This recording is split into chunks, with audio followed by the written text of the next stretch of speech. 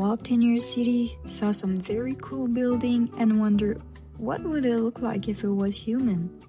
So I thought it would be fun to create a character based on architecture. Not futuristic one, but architecture that were truly made with passion at a time where artists were on top of the world. In the 15th century, 4 artists really stood out. For today's video, I took the work of Michelangelo since I think that his art is in general so gorgeous. Disclaimer, I don't see anything online that he would have done some bad choice in life legally, so if there is any accusation on him, just know that I'm talking about the art and not about him and his choice. First, some context on who he is. Michelangelo was a painter, sculptor, poet, architect, and also an urban planner. He made a lot of famous pieces like the Pieta, which is also called the Piety, and David, that were both done and known before he hit his 30s. There is also the Sistine Chapel that he painted around 350 people on it, and it only took him 4 years to do. That means that he painted around 4 persons per day for 4 years, which is insane. Now that you know a little bit more about his character, it's time for me to tell you a little bit more about my character. She's designed as a living piece of architecture.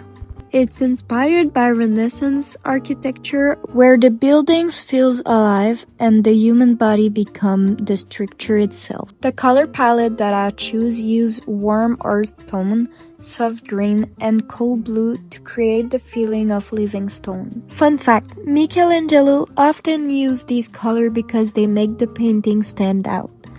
And since one of his biggest work is on a ceiling, this helped the detail stay visible from far away. When I started designing this character, I focused on big shape first. I treated the body the same way you would treat a building, thinking about weight, stability, and balance. The upper body feels heavier and more structured, like walls and pillars, while the lower part works like a base. I kept the pose calm and stable because I wanted the character to feel timeless, like it always been there. The clothing plays a big role in the architecture feeling of the character.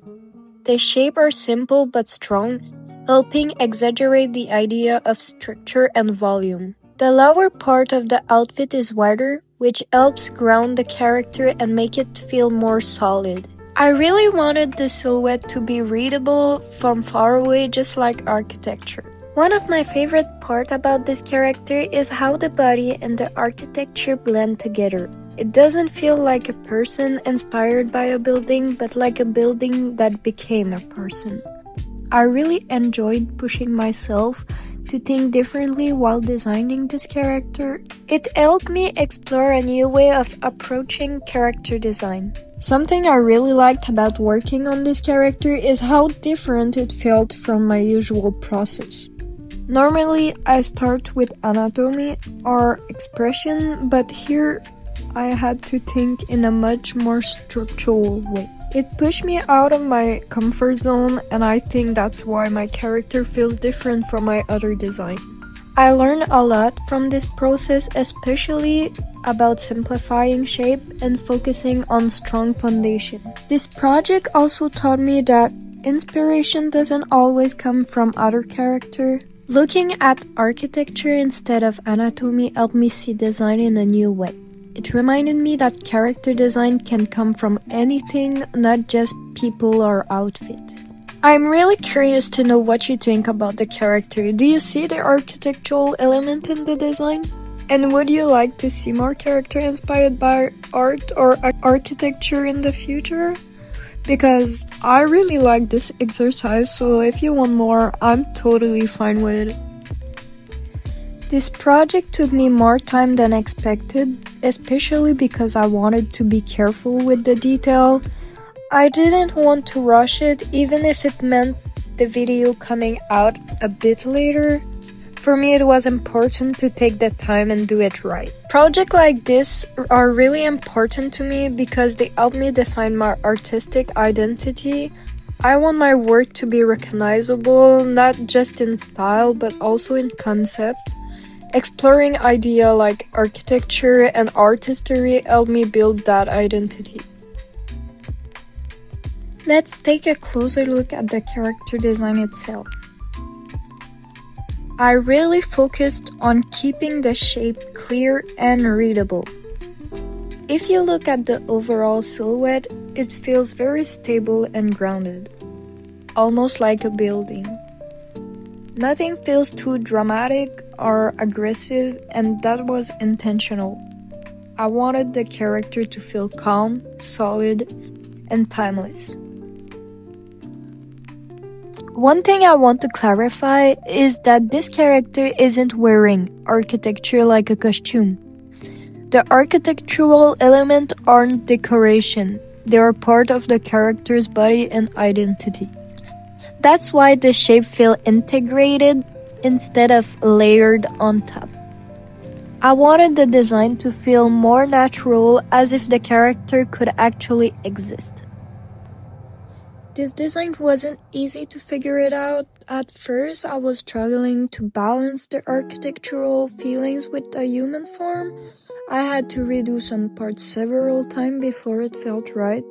There were moments when I wasn't sure if I could do this concept or if it would work, but pushing through those doubts and also trusting the process really helped me improve the final result. I also made the conscientious decision to keep the design relatively simple. I didn't want to overload the character with details. Architecture relies a lot on strong foundation and clear shape, and I really wanted to respect that. Sometimes, simplicity is what makes a design feel stronger. One thing I intentionally avoid was adding too many small details. I didn't want the design to feel busy or decorative. Architecture works better when the structure is clear, and I wanted the same clarity here. I kept the pose very simple on purpose. A more dynamic pose would have taken attention away from the structure. This way, the focus stays on the design itself. One way I know a design works is when it still reads well from far away. Even when the details disappear, the silhouette still makes sense. If I were to redesign this character, I wouldn't change the concept. I might push the shape even further, but the idea would stay the same because I really liked how the character turned out. To me, this character feels ancient and calm. It doesn't feel fast or aggressive. It feels like something that has existed for a long time.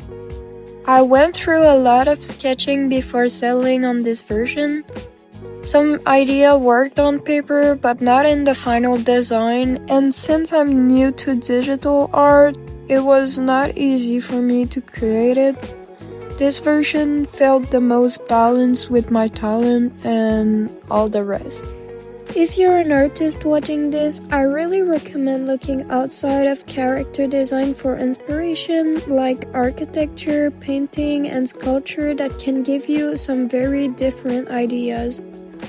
Overall, this project reminded me how important strong foundations are in design.